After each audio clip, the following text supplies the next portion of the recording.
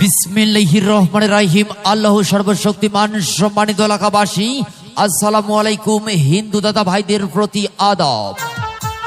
আর এই টেকনাফ থেকে তেতুলিয়া, রূপসা থেকে পাটুলিয়া, সুন্দরবন থেকে বান্দরবন, ইস্ট বেঙ্গল থেকে নর্থ বেঙ্গল, তরুণ তরুণী, যুবক যুবতী, কিশোর কিশোরী, রাজনীতিবিদ, বুদ্ধিজীবী, সমাজসেবক ও ব্যবসায়ী বৃন্দ, ৬৮,০০০ গ্রামগঞ্জের মা বোন থেকে শুরু করে সকল শ্রোতা ভাই বোন বন্ধুদেরকে জানিয়ে দিচ্ছি খেলাধুলার বার্তা।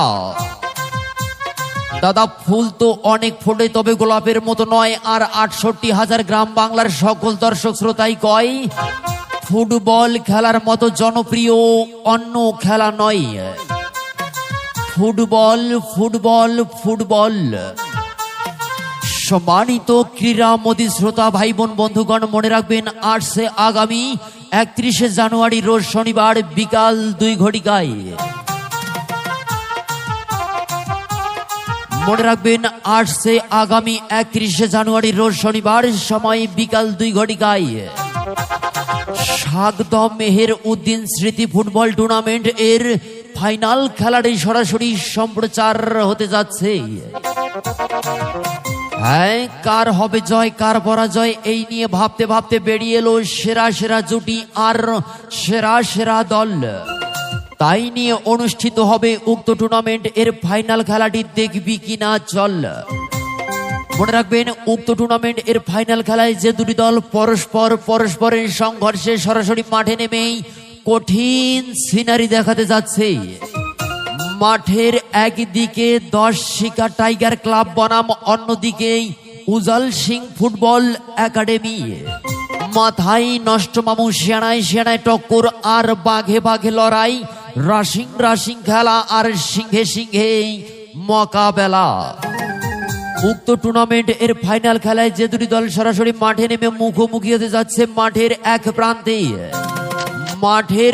প্রান্তে ১০ শিকা টাইগার ক্লাব বনাম, অন্যদিকে উজাল সিং ফুটবল একাডেমি। সেই সাথে মনে রাখবেন উক্ত ফাইনাল খেলার প্রথম পুরস্কার একটি বিশাল ষাঁড় গরু এবং দ্বিতীয় পুরস্কার একটি বড় খাসি। তাই আপনারা করবেন না দেরি, আপনাদের ভাঙ্গা মনটাকে চাঙ্গা করতে চলে আসবেন আগামী ৩১ জানুয়ারি রোজ শনিবার বিকাল ২ ঘটিকায় সাগদা সরকারি প্রাথমিক বিদ্যালয় মাঠ প্রাঙ্গণে। হ্যাঁ, নদীর বুকে উঠেছে তুফান, মাঝখানে তার ঢেউ।